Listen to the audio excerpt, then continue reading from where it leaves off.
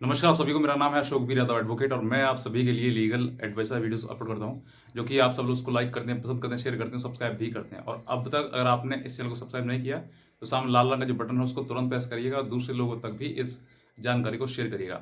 बहुत सारे ऐसे पति हैं जिनके ऊपर सेक्शन 498 का केस कर दिया होता है।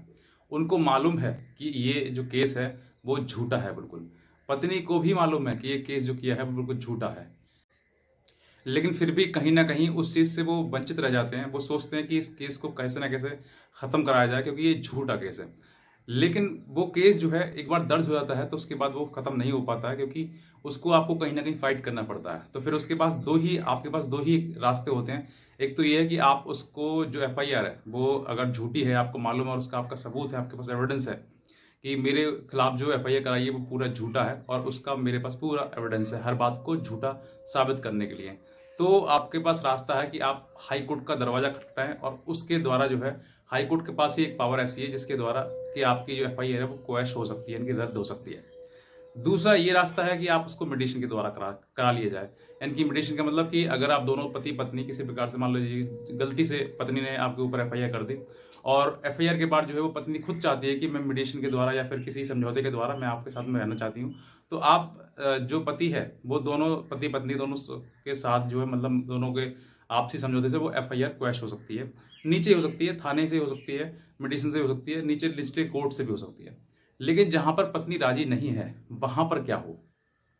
तो वहाँ पर एक रास्ता हमारे पास ये है कि हम उसको सेक्शन 482 यानी कि 482 के तहत जो है सीआरपीसी के सेक्शन हाई कोर्ट में उसको क्वेश कराएँ, उसको चैलेंज करें ताकि ये बता सकें कि हमारे ऊपर जो एफआईआर है वो गलत की गई है, झूठी की गई और हमारे पास उसके कुछ सबूत भी हैं। आज मैं आपको वो कुछ ग्राउंड बताऊँगा, कुछ तरीके जिसके आधार पर आपकी जो एफआईआर है वो आपके ही किसी न किसी जहाँ जिस राज्य में आप रहते हैं वहाँ के आप हाई कोर्ट में अगर अपील करते हैं, तो आप डेफ़िनेटली जो है वो जो कोर्ट है, जो हाई कोर्ट है, वो उसको क्वेश कर देगा। अब कैसे करना है, क्या उनके लिए ग्राउंड है, इस वीडियो को देखने के लिए आप इसको पूरा देखिएगा और सब्सक्राइब ज़रूर करिएगा ताकि और भी लोग इस चीज़ को समझ सकें और जो पति हैं, जो पीड़ित हैं, जो इन सब चीज़ों में फँसे हुए हैं, वो इन सब चीज़ों से बाहर निकल सकें। तो सबसे पहले बात करते हैं कि अगर एफआईआर में आपकी जो घटना है, देखिए बहुत सारे लोगों को ऐसा मिथ भी है कि शादी के 7 साल होने के बाद जो है वो एफआईआर 498 यानी कि दहेज माँगने की आपके ऊपर लागू नहीं होती, आपके ऊपर नहीं हो सकती। ये पूरा मिथ है, ऐसा कुछ नहीं है। जो ये सोचते हैं वो गलत है और 7 साल क्या, आप 10 साल, 15 साल, 20 साल बाद भी पत्नी अगर चाहे तो पति के ऊपर केस सेक्शन 498 ए यानी कि दहेज माँगने का कर सकती है। इसका आप जो समझते हैं कि 7 साल के बाद जो इसका असर खत्म हो जाता है, ऐसा कुछ नहीं है, ऐसा गलत सोचते हैं आप। दूसरी बात, अगर पत्नी ने जो एफआईआर लिखवाई है, वो मतलब घटना जिस दिन की घटना दिखा लिखाई है, उस घटना के 3 साल बाद अगर एफआईआर को दर्ज कराया गया है, तो वो एफआईआर के लिए बहुत ही आसानी से वो क्वैश हो जाएगी, क्योंकि वो बार्ड हो जाती है, उस समय बार्ड हो जाती है। क्योंकि इसका जो सेक्शन 498 ए का जो पनिशमेंट है वो 3 इयर्स है। तो इसी के लिए जो वो 3 साल के भीतर ही इस एफआईआर को दर्ज कराया जा सकता है। तो सबसे पहले तो आप ये देखें, एफआईआर जिस दिन दर्ज हुई है, यानी कि जिस दिन की जो घटना लिखाई गई है, जो इंसिडेंट आपका शो किया गया कि मुझे मारा, पीटा, घर से निकाल दिया गया, अगर वो घटना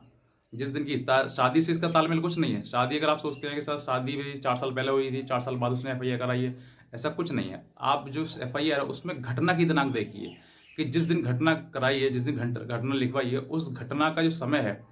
क्या उस घटना से एफआईआर 3 साल बाद लिखाई गई है या 4 साल बाद लिखाई गई है या 3 साल का जो समय है वो क्रॉस कर दिया गया है, तो 100% आपकी एफआईआर दर्ज होगी, क्योंकि ये टाइम बार्ड है। यानी कि 3 साल के बाद जो है एफआईआर दर्ज नहीं करा सकते। शादी के बाद नहीं करा मैं, जिस दिन घटना हुई है उस घटना का जो समय है उसके बाद,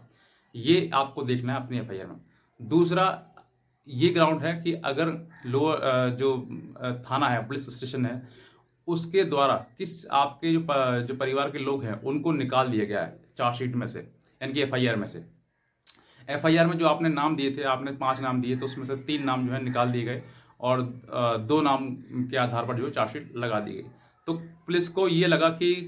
जो नाम जो दिए हैं वो गलत दिए गए हैं और किसी न किसी प्रकार से वो निर्धारण इन पे कोई भी किसी प्रकार के उन पर चार्ज या ऑफेंस नहीं बनता है। तो पुलिस को जब ये लगता है तो पुलिस इन नाम को निकाल देती है, यानी कि चार्जशीट में उसको नाम को मेंशन नहीं करती है, जिसके आधार पर कोर्ट जो है वो ट्रायल शुरू करता है। अब इसी को ग्राउंड बनाते हुए आप हाई कोर्ट में इस चार्जशीट को चैलेंज कर सकते हो, क्योंकि आपका जो और भी लोग जो परिवार के थे उनके ऊपर चार्ज नहीं बना, इसका मतलब वो उसने महिला ने उन लोगों के नाम झूठे लिखाए हैं, तो और भी लोगों के नाम वो झूठा लिखा सकती है। तो अब जो है वो आपको एक एविडेंस कलेक्ट करने के बाद जो है आपको हाई कोर्ट में इस चीज़ को चैलेंज करना है, इसको बताना है कि सर हमारे ऊपर कोई भी ऑफेंस ऐसा नहीं बनता है। जब आप कोर्ट को कन्विंस करेंगे तो 100% जो कोर्ट जो है वो इसको क्वेश कर सकती है। अब क्वेश करने के आधार पर देखिए ये ग्राउंड है। तीसरा ग्राउंड ये भी है कि अगर और भी मतलब कोई ऑफेंस लगाएगा इनके आधार पर, जिनके पास आपके पास इनके कोई एविडेंस है, सबूत है, जिससे कि आप उसको साबित कर सकते हैं कि हाँ मेरे पास मैंने ऐसा कुछ नहीं किया है, और आपके पास छोटी छोटी जो भी उसने लिखाई ये चीज़ें उनका हर चीज़ का आपके पास एविडेंस है, तो फिर आप इन सब चीज़ों को भी साथ में लेकर हाई कोर्ट में जो है रिट फाइल करके इसको क्वेश कर सकते हैं। तो ये आपको विशेष रूप से इन चीज़ों को ध्यान रखना है। जब हाई कोर्ट जो है वो एफआईआर क्वेश करते हैं, तो फिर एफआईआर जो है ऐसा नहीं है कि डायरेक्ट कर देती है, वो दूसरी पार्टी को भी सुनती है, और दूसरी पार्टी को सुनने के साथ साथ में वो जैसे ही आप अपने रिट फाइल करेंगे और बताएंगे कि सर इस तरह की चीज़ें हैं क्वेश करने के लिए, तो दूसरी पार्टी को जो है वो काउंटर केस के लिए, काउंटर फाइल के लिए समय देती है। समय 1 हफ्ते का, 2 हफ्ते का, इतना कोर्ट दे सकती है, जिससे कि दूसरे को भी सुना जाए कि तुमने इस तरह की चीज़ें क्यों लिखाई हैं। तो अगर कोर्ट कन्विंस होता है तो डेफिनेटली आपकी जो एफआईआर है वो क्वैश हो जाएगी, और आपको किसी प्रकार से कोई भी केस आपको लड़ना नहीं पड़ेगा। और अगर आपके पास एविडेंस नहीं है, आप सबूत नहीं है, और फिर भी आपने क्वेश्चन के लिए हाई कोर्ट आप अप्रोच कर गए, तो ज़्यादातर कोर्ट जो है वो ये देखती है कि दोनों पति पत्नी का मैटर है, तो आप दोनों को समझौते के लिए, मेडिएशन के लिए आपको दोनों को रेफर किया जाता है, और आपका चाहे मेडिएशन फेल हो सक्सेसफुल हो ये डजंट मैटर, लेकिन कोर्ट जो है वो फिर भी एक कोशिश करती है कि आप दोनों पति पत्नी है, तो एक दूसरे के साथ में जो है एक लास्ट आपसे मतलब दोनों से एक समझौते के आधार पर जो है वो आपका दोनों घर बसाया जाए। लेकिन फिर भी नहीं बसता है तो कहीं ना कहीं प्रकार किसी न किसी प्रकार से जो कोर्ट जो है वो मेडिसिन का स्टे करते हुए लोअर कोर्ट को डायरेक्ट कर देगी, जब तक आपका जो हाई कोर्ट में मेडिसिन चल रहा है उसका मेडिसिन चलते हुए लोअर कोर्ट को यानी कि